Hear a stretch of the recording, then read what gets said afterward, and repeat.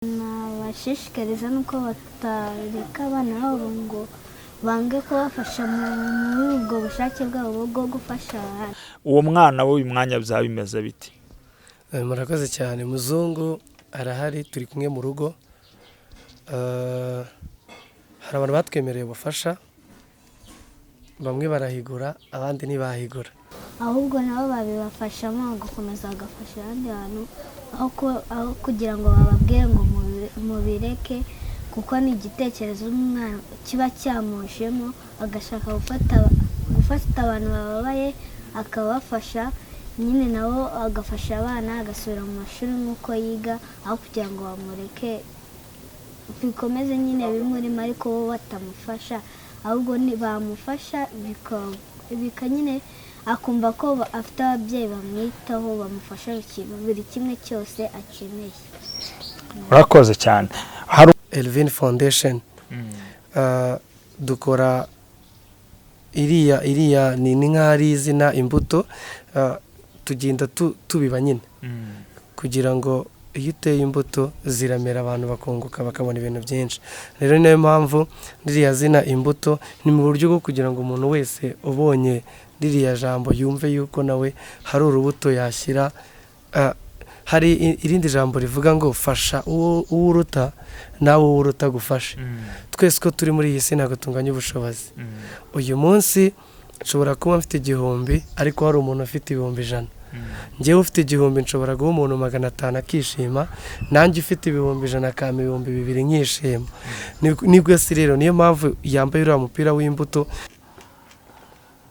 Elvin, Imana iguha umugisha rero kubw'igitekerezo wagize, kandi dushimiye ababyeyi bawe bakomeje kugushyigikira, bakomeje kugufata mu maboko, kandi iyo mbuto yawe rwose ikomeze imere, ishibuke, igere kure. Mama nawe turagushimiye kandi wihangane. Imana urana ko Imana itagitererana bayo, nta wamenya inzira z'Imana. Twizera ko Imana izagutabara. Ubu imbaraga z'ubushobozi ni imbaraga z'ubushobozi, ufite ubushobozi bungana iki cyangwa ukuraho imbaraga z'ubushobozi, kuko ibyo mufashisha abantu ni ubushobozi bufatika. Twavuga amafaranga, reka tuvuge mu mazina yabyo. Ese ubwo bushobozi biraborohera cyangwa se n'ubundi mwe mwarasevinze mbere yuko mubitangira? Ntago byoroshye, ariko Elvin yavuze ijambo ryiza, yavuze ngo ababyeyi be nibo bafatanyabikorwa be ba mbere. Nibyo twebwe kujya gusura umuntu nicyo kintu cya mbere kituzamo. Elvin aho atangiriye gukora bino bikorwa tumaze kubona abantu bagera nko kuri 5 turi kumwe nabo badufasha, badushyigikiye. Tuba turi kumwe nabo, mbonereho no kubashimira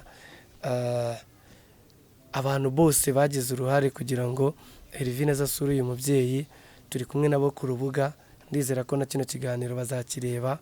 Ndabashimiye cyane, ntabwo nda kuvuga amazina yabo umwe kuri umwe, ariko bariyizi kandi n'ikiganiro bazakibona bose.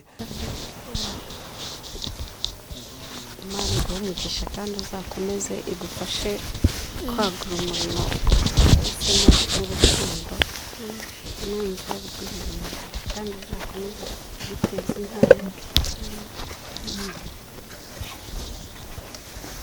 Mama nashimire rero, ngaho umushimire. Uyu mwana ndamushimiye, Imana imuhe umugisha kandi ikomeze kumwagura ku murimo w'urukundo yatangiye, imuteze intambwe, azarenge hano, izamugeze kure cyane, azahore Imana imuhe umugisha mu byo akora byose.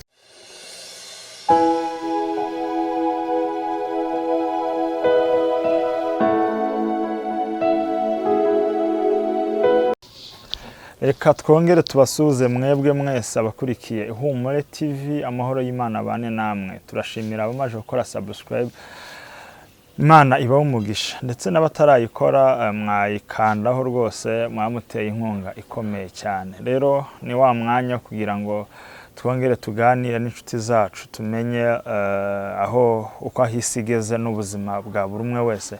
Ariko uko mubizi, mbere ko dutangira turabanza tugasenga Imana, reka twiragize Imana muri no mwanya. Mana yacu turagushimye, uro kwizerwa, uri uwo kwiringirwa, ineza ihoraho iteka ryose. Bana natwe muri iki kiganiro, tugirire neza, tuyoborwe nawe mu izina rya Yesu Kristo, amen. Nk'uko mubizi rero, hari igihe tujya tugira abatumirwa batandukanye. Imbere ya kamera hari umubyeyi ndetse n'umwana. Rero nimba ari umwana we, nimba ari umubyeyi we, turabimenya mu kanya. Reka tubahe umwanya batwibwire. Duhere kuri uriya mumama, kuri abo mama banza twibwira amazina imbere ko dukomeza ikiganiro. Karibu mama. Murakoze, nitwa Ntakirutimana Jacqueline. Yego. Ntakirutimana Jacqueline, ufite abana bangahe? Mfite abana batatu. Imana iguhe umugisha. Uwo mwana wawe arimo se n'uwo n'umwana wawe? Kanze nawe twibwiye, tubwire amazina. Nakoze cyane. Amazina yanjye nitwa Isheshandera Elvine. Elvine, uwo ni mama wawe se? Uwo ni mama wawe? Tubwiye ngo ugiye utwereka umubyeyi, hagira ngo dusobanure neza kuri uwo mubyeyi wari uje kutwereka. Mama wawe ukubyara? Ngaho rero tubwire. Mama wanjye nyine ni nyine twamubonye, Eme waduhuje nawe, tuza ubu twaje kumusura, ubu nawe yambereye umubyeyi. Nawe yakubereye umubyeyi. Waje kumusura mu ruhe rwego? Ni impamvu ki yatumye uza gusura uno mubyeyi? Impamvu naje kumusura ni ukubera ko nyine yaba yaracitse ku icumu, akaba ari Eme waduhuje nawe, turavuga ngo tuzaza kumusura. Ni ibikorwa ki ukora kugira ngo ubashe kugira imbaraga zo kuza gusura abantu nk'abo?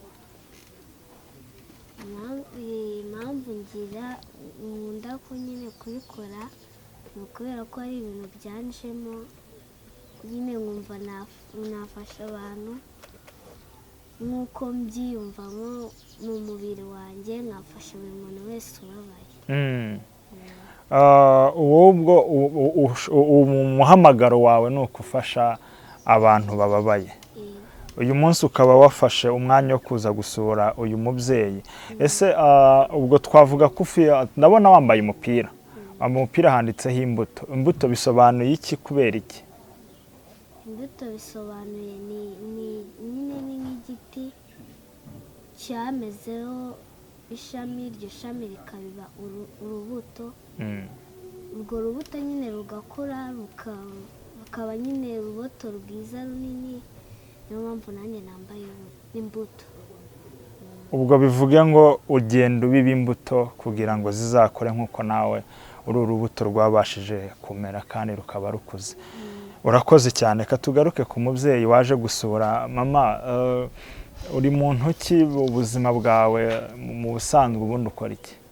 Mu busanzwe akazi ngira ndi mu rugo, nta kintu ngira nkora. Ubwo duherutse kubona hari ikiganiro cyanyujije ku Ihumure TV utanga ubuhamya, ntabwo tugaruka mu buhamya cyane. Ababukeneye barakomeza barebe ubuhamya bwawe wigeze gutanga.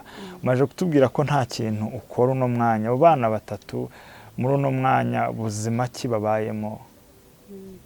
Biterwa n'abagira neza nyine bakamfasha bakabasha kubaho. Urakoze. Mu ncamake wenda ntabwo turi kubaza ibintu byinshi. Abo bana byanze bikunze hari umubyeyi wabo. Bivuge ngo uyu mwanya uri kubarera uri wenyine, papa wabo ntabahari, ntawe uhari? Ntabwo tubana, ariko agezeho akamfasha nawe. Ntabwo mubana ariko agezeho akagufasha. Elvine rero uyu munsi yagusuye. Ni ibihe byishimo ufite cyangwa munezero ki ufite kubona Elvine yaje kugusura, umwana muto ungana n'abawe?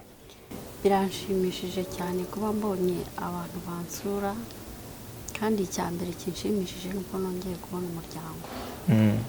Icya kabiri ni uko nshimishijwe n'umwana muto nk'uyu nguyu ugira ubushake bwo kujya gusura abantu mu buzima bwose babayemo akabitaho.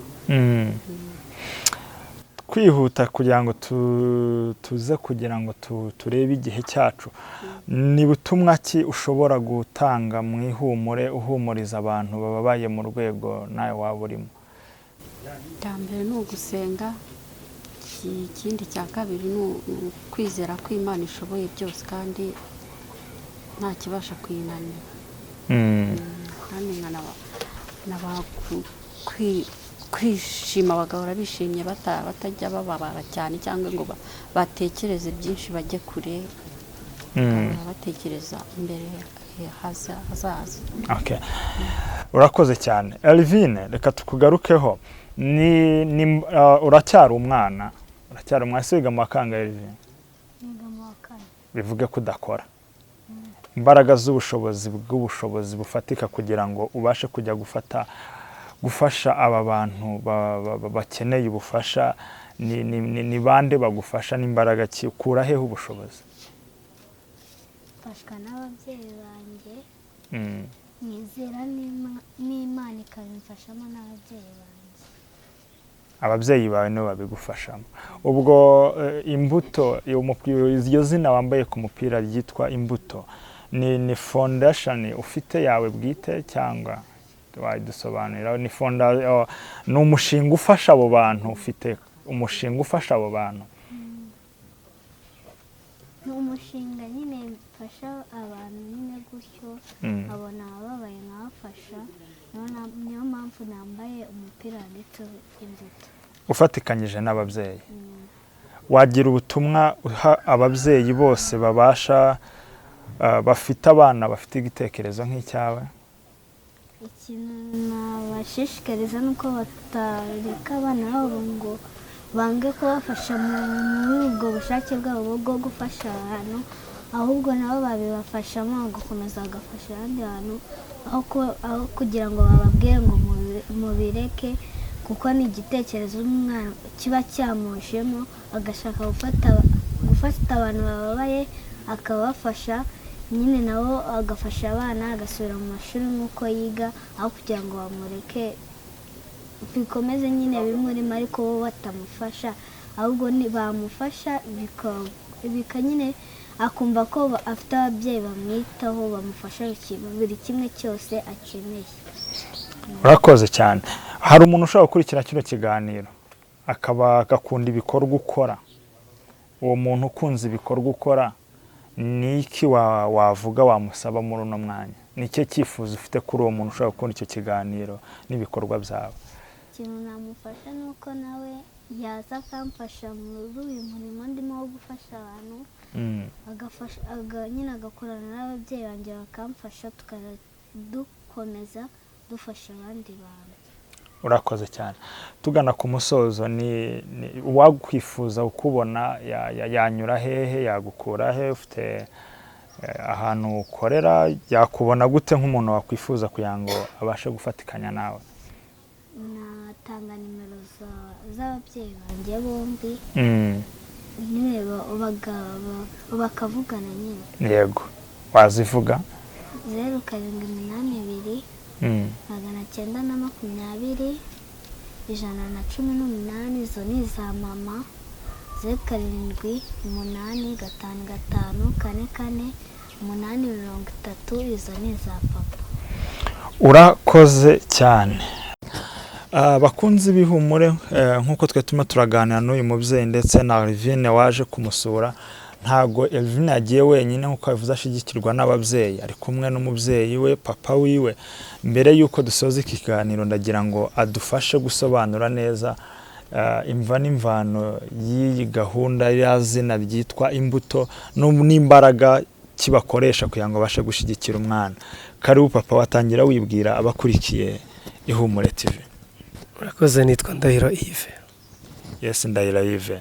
Niwe papa wa Elvine. Ni imbaraga, ni igitekerezo cyavuye he kugira ngo ese n'umwana wagize igitekerezo cyangwa cyaturutse mu babyeyi umwana nawe yisangamo? Oya, ni umwana wazanye igitekerezo. Twebwe ndetse twabanje kubirwanya nk'uko yabikubwiye ngo umureke abana niba bafite impano ababyeyi babashyigikire. Natwe twabanje kubirwanya ariko nyuma yaho tuza kubona ko ari umwuka w'Imana n'ikintu cyagutse kiri muri we, biba ngombwa yuko rero natwe dufata icyemezo cyo kumushyigikira mu bushobozi bwacu bukeya. Twemera yuko umuntu azajya ahitamo ko tujya gusura, tuzajya tujya kumusura, hanyuma ibyo dufite tukabimuha. Murakoze. Ririya zina imbuto Elvin yarivuze, ariko nk'umuntu mukuru, nk'umubyeyi, watubwira nimba uko yego yagize itekereza gusa n'izina imbuto ni umwana warizanye cyangwa mwasenze Imana namwe murafatikanya kuri tekereza, urisobanuye iki mu buryo bwimbitse? Nyuma yo kubona ko Elvin afite impano yo gufasha abantu bose twagiye tujya gusura, twagiye dusanga bari bakeneye ubwo bufasha. Tuza gusanga rero abantu bagiye baduha ibitekerezo byinshi bigiye bitandukanye, ndetse bamwe banadusaba ko kuza kubana natwe muri proje y'umwana. Duhitamo gukora icyitwa nk'urubuga, dukora Elvin Foundation. Dukora iriya ni nk'ari izina imbuto, tugenda tubiba nyine kugira ngo iyo uteye imbuto ziramera, abantu bakunguka bakabona ibintu byinshi. Rero niyo mpamvu ririya zina imbuto ni mu buryo bwo kugira ngo umuntu wese ubonye ririya jambo yumve yuko nawe hari urubuto yashyira. Hari irindi jambo rivuga ngo fasha uwo uruta nawe uwo uruta gufasha. Twese ko turi muri iyi si ntabwo tunganya ubushobozi. Uyu munsi nshobora kuba mfite 1,000 ariko hari umuntu afite 100,000. Njyewe ufite 1,000 nshobora guha umuntu 500 akishima, nanjye ufite 100,000 akama 2,000 nkishima. Nibwo si rero niyo mpamvu yambaye uriya mupira w'imbuto, ni mu buryo bwo kugira ngo uyu munsi twaje gusura uyu mubyeyi wacitse ku icumu. Afite abana bashibutse kuri we. Rero bano bana bato turi kubyara, twese turabizi ko jenoside yabaye mu gihugu cyacu, bakaba badafite abana, ariko twe twagiriye umugisha wo kubyara. Izi ni imbuto dufite mu buzima busanzwe, turimo turagenda tureba imbuto zacu ko twazitoza kubiba nyine mu buryo butandukanye. Urakoze cyane. Mwagize igitekerezo kiza n'iki nk'umubyeyi wasaba abandi babyeyi bagenzi bawe ku bana bafite ibitekerezo nk'ibi ngibi cyangwa se bitandukanye n'ibi ngaho ko bijya gusa? Hari abana benshi bafite impano zigiye zitandukanye. Icyo nasaba ababyeyi bagenzi banjye ni ukureba impano y'umwana afite ukayimushyigikiramo niba ari impano nziza. Ikindi ngasaba abantu bazareba kino kiganiro, niba wumva waza tugafatikanya, ni igikorwa cyo gufasha abantu batishoboye, atari uko twe twishoboye, ahubwo ari umutima wo gufasha. Waza uzareba ikiganiro, azaze dufatikanye runo rugendo. Duhitamo abantu 2 mu kwezi tukajya kubasura. Murakoze. Papa Elvin, mbere yuko dusoza, ubu imbaraga z'ubushobozi ni imbaraga z'ubushobozi, ufite ubushobozi bungana iki cyangwa ukuraho imbaraga z'ubushobozi? Kuko ibyo mufashisha abantu ni ubushobozi bufatika, twavuga amafaranga, reka tuvuge mu mazina yabyo. Ese ubwo bushobozi biraborohera cyangwa se n'ubundi mwe mwarasevinze mbere yuko mubitangira? Ntago byoroshye, ariko Elvin yavuze ijambo ryiza, yavuze ngo ababyeyi be nibo bafatanyabikorwa be ba mbere. Nibyo twebwe kujya gusura umuntu nicyo kintu cya mbere kituzamo. Elvin aho atangiriye gukora bino bikorwa, tumaze kubona abantu bagera nko kuri 5 turi kumwe nabo badufasha, badushyigikiye. Tuba turi kumwe nabo, mbonereho no kubashimira abantu bose bagize uruhare kugira ngo Elvin azasure uyu mubyeyi. Turi kumwe nabo ku rubuga, ndizera ko na kino kiganiro bazakireba. Ndabashimiye cyane, ntabwo nda kuvuga amazina yabo umwe kuri umwe, ariko bariyizi kandi n'ikiganiro bazakibona bose aho bari bumve bameze neza. Ndumva harimo abaduherekeje, harimo ababyeyi beza baduherekeje kugira ngo tuze dusure uyu mubyeyi. So ubushobozi ntabwo ari uko ari njye bufite, ahubwo nuko dufite umutima wo gufasha n'abandi bantu bumva bashobora kuza gufatikanya natwe. Niyo mpamvu nabivuze, bazaze bifatikanye na Elvin, dukomeze uyu murongo. Elvin afite foundation nini, inzozi nini, udusuye tumwereka imirongo migari dukoreramo. Murakoze cyane. Okay. Papa Elvin, urakoze cyane. hari mu bikorwa murutse gukora hari umwana mwafashije wari urwaye maybe menya yitwa Muzungu ese ko nabonye ababaye cyane muri ibi bikorwa mwakoze ese nyuma yaho yaba yarabonye ubufasha ese aracyarwaye kwa kundi ese bimeze gute twebwe nk'abanyamakuru birangirira aha ariko turashaka kubaza nkamwe mwigera kuri te cyamukurikirana bo mufasha uwo mwana we uyu mwanya byaba bimeze biti murakoze cyane Muzungu arahari turi kumwe mu rugo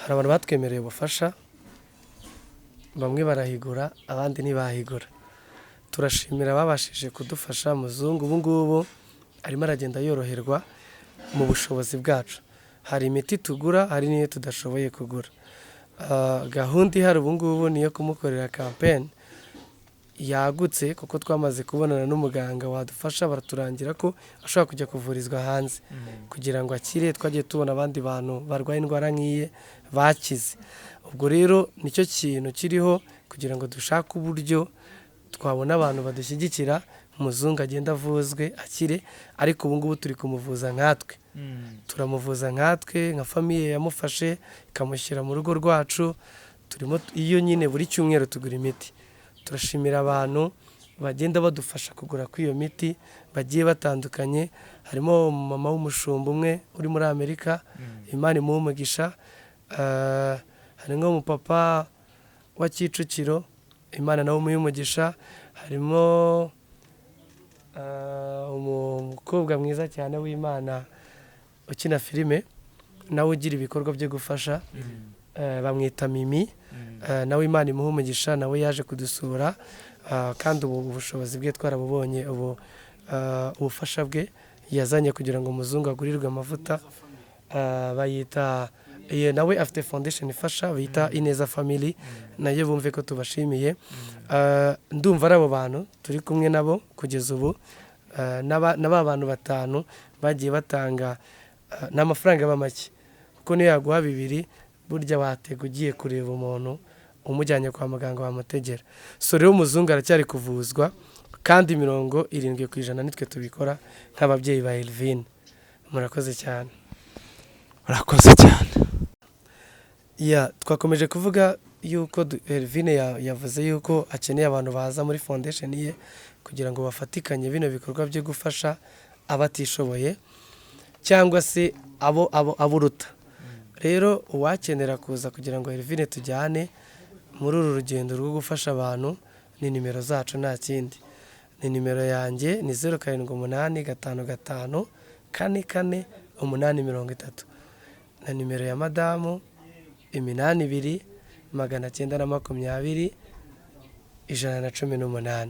murakoze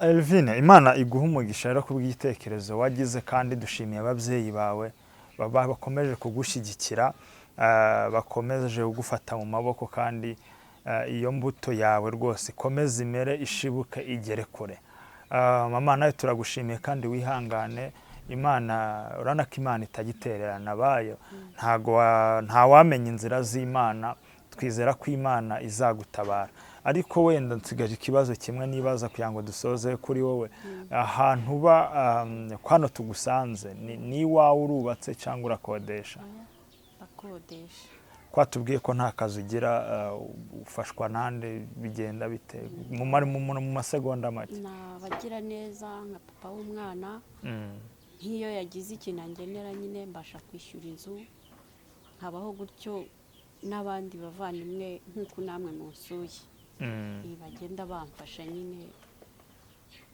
hari n'igihe mbona abantu tubana hari umuryango wundi mbamo witwa Soresi nabo bajya bamba uruhande bakamfasha bakansura Imana iguha umugisha rero turabashimiye mwebwe mwese mwakomeje kudukurikirana mwakoreye kuri cya kiganiro twongeye gushimira mwebwe mwese mugiye kugira ikintu mukora mugashigikira uyu mwana Elvine ndetse n'abandi bose bababaye twatangiye dusenga reka tunasoze dusenga kugira ngo dushime Imana yabanye natwe Imana yacu turagushimye uri rwo kwizerwa n'uyu mwanya twongeye gushima kubw'umwanya uri wabanye natwe mu iki kiganiro reka kigende gikore ku mitima ya benshi, kandi nawe ugire imitima ukangura, ugira imitima uhitura kugira ngo ibashe kugira icyo ikora mu byo wabahaye. Ntabwo usaba abantu ibyo badafite, ahubwo wahaye umugisha. Wahaye umugisha rero genda ubaganiriza abashe gushyigikira uyu murimo wawe.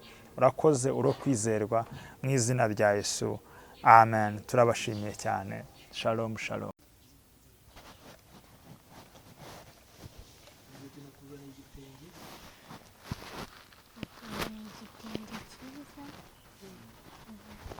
Ngiye kukikwambika kukigekereza.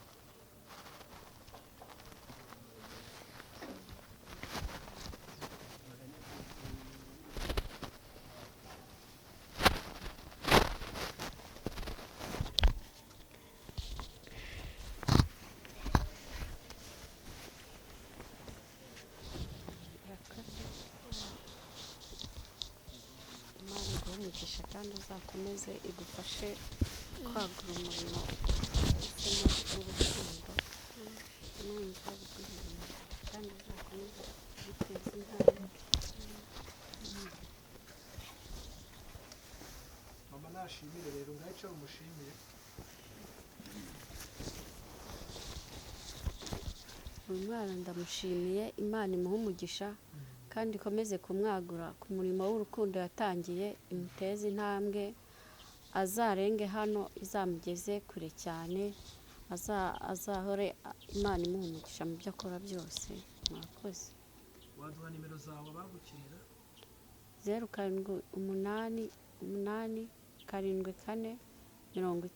0788745034.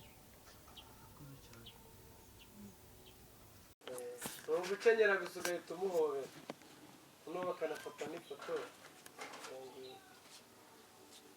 Kenyera umuhobere nyine bisanzwe.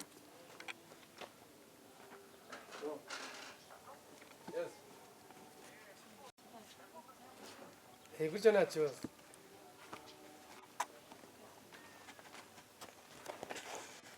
Koko ni mama wida. Okay.